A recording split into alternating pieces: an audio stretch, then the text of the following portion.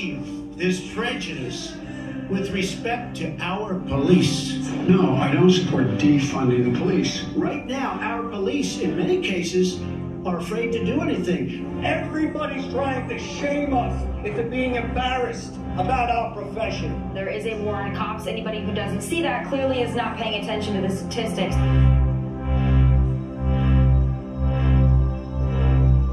Let's go back in time to the start of 2020. If you told someone that night that over 1 million Americans would die from the virus, that school and many people's work would be remote and online, and that we would see the largest protest in the United States history, they probably would not believe you. That's what happened.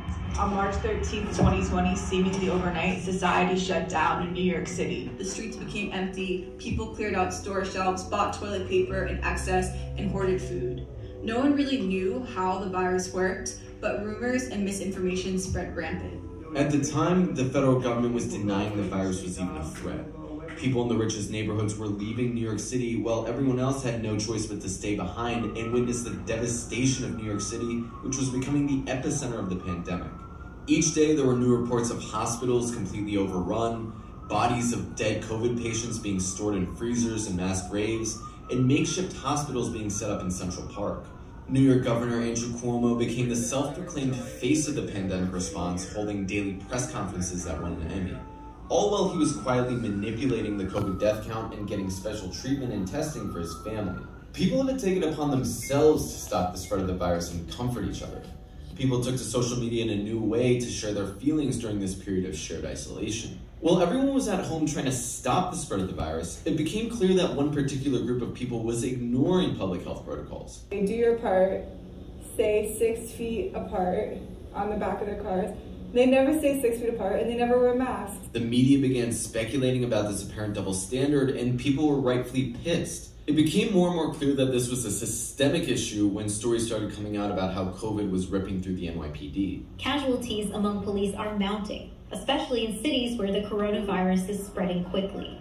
We have lost 3 members of our family in a little over 48 hours. Days later, we have lost 5 members in a week. Over 15% of the New York City Police Department's uniformed workforce, more than 5,600 people, are currently out sick. But what made the refusal to follow public health protocols truly infuriating was that viral videos began to surface showing NYPD officers violently arresting people for not wearing masks, or even those who were wearing masks but were accused of not properly socially distancing. Large gatherings of people in wealthier white neighborhoods that were happening at the exact same time weren't getting shut down by the cops. During this time, Cuomo called for the cops to be even more aggressive. The NYPD has to get more aggressive. Period. Period. It was then, during the height of lockdown, that the world watched the public lynching of George Floyd by Minneapolis police officer Derek Chauvin. Overnight, the world caught on fire. The country went from a nationwide lockdown to the largest protest in U.S. history. For many, it was a wake-up call to the true nature of policing in America. The protest sparked a national debate around the role of policing in society. Ideas that were once considered radical, like defunding the police, became the rallying cry of the movement. There were some cities that even took up proposals to abolish the police forces altogether. And how did the cops respond? That they were the ones that were actually in danger. The anti-police rhetoric over and over again, calling us murderers and racists and everything else. If you don't think that doesn't lead to violence, you're in denial. The reality of what was happening, it was COVID that was killing them, not anti-cop sentiment. Cops in New York were still refusing to wear masks and continuing to get sick. There were dozens of articles pointing this out, and there was even a Twitter account dedicated to pointing out that the cops never wore masks. Mayor de Blasio and Governor Cuomo even made comments saying that the cops need to wear masks. I also say to the police, wear a mask. It is the law. Yet took no actions to implement these comments. Not only was the NYPD literally killing itself, it was also willfully endangering protesters who repeatedly demand the police to wear masks. Protesters, on the other hand, worked to keep each other safe, offering both masks and hand sanitizer at protests. In some cases, the NYPD attacked people for wearing masks or trying to offer them masks. On May 30th, 2020, Michael Scher pulled a protester's masks off and pepper sprayed him while he had his hands up. In November 2020, during a COVID spike, protesters asked Artem Persaya to put on his mask, which he responded with by drawing out his gun. The cops weren't just endangering protesters, they were also endangering people just trying to ride the subway. From April 15, 2020 to September 7, 2022, there was a federal mandate stating that masks were required on the subway. MTA's Operation Respect included hundreds of posters with both images and words saying to wear a mask that were located both on the platform and inside train cars. MTA's Operation Respect also included the launch of the Mask Force, a group of volunteers who distributed free masks to riders. These volunteers gave out over 900,000 masks, showing that it really was fellow New Yorkers working to keep each other safe. And even when there was a $50 fine for not wearing a mask, the cops still stayed maskless. There were several incidences where the cops attacked people for asking them to wear a mask on the subway. This man was pushed off the subway for asking the cops to wear a mask. Is it appropriate for officers to physically assault someone and throw them out of a station for asking them to follow the law? I would say no. This TikToker making performance art about the cops never wearing masks. One man was called a Karen for asking the cops to wear a mask. And even after an NYPD funeral, cops flooded the subway without masks and got onto the train without paying the fare. The mask mandate was still in effect, but as we can see, the police continue to be above the law in front of everyone and never be held accountable. The New York Police Department committing fare evasion is especially offensive because the NYPD is known for brutally enforcing fare evasion and giving an excessive amount of tickets for the low-level offense. In 2022, the NYPD gave 47,610 tickets and arrested 1,897 people for fare evasion. Meanwhile, the mayor of New York City, Eric Adams, continuously issues more cops on the subway in the name of public safety. When the reality is, maskless NYPD officers were the biggest threat to public safety on the subway through the worst of the COVID pandemic. The refusal of the NYPD to comply with public health protocols was part of a larger movement and trend to undermine public health mandates. It comes as no surprise that NYPD officers were disproportionately representing anti-vaccine protests. As frontline workers, cops had the option to get vaccinated before everyone else, starting in December of 2020.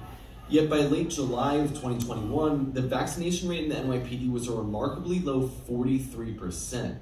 When the vaccine mandate for public workers took effect, there were over 10,000 cops who were refusing to comply, yet only 34 lost their jobs. Compare that to other public sector workers like the 1,430 city workers who were fired for not complying in February of 2022. So were any of these abuses of power addressed? No.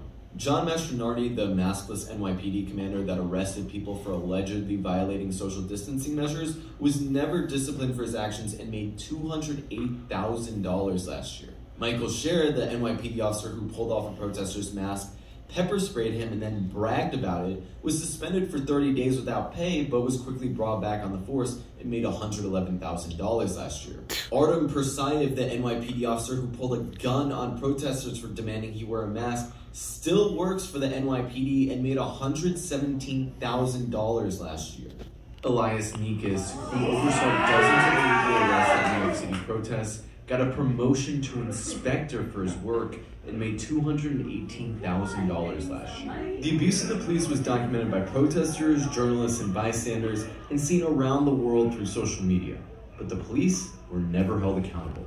The Civilian Complaint Review Board recently released a 590-page report documenting the progress made on disciplining NYPD officers for their misconduct during the uprising, almost 3 years after the fact. The report revealed that only 70% of incidents have even been reviewed. This is because the Civilian Complaint Review Board doesn't actually have the power to get evidence like body cam footage from the NYPD. They have to beg the NYPD to turn over the evidence of its crimes, and the NYPD predictably refuses in many incidents. Of the complaints the CCRB was able to fully investigate, over half were related to excessive force and another quarter were related to abuse of authority. The CCRB recommended charges against 146 officers, but these recommendations are exactly that, recommendations. For 57 cops that the CCRB recommended lower-level charges to, the NYPD imposed charges in less than half the cases. For the 89 cops who were recommended more severe charges like termination, 70% of the charges are still pending, 3 years after the fact. The NYPD responded to the report saying they disagreed with the CCRB's characterization of their misconduct. On top of that, they actually felt that during the uprising, NYPD officers were, quote, performing their utmost duty, protecting the city and its people under what were often sustained, dangerous conditions. Instead of admitting fault or changing their ways, most police departments enter settlements with people they brutalize and wrongfully arrest. The NYPD is no exception.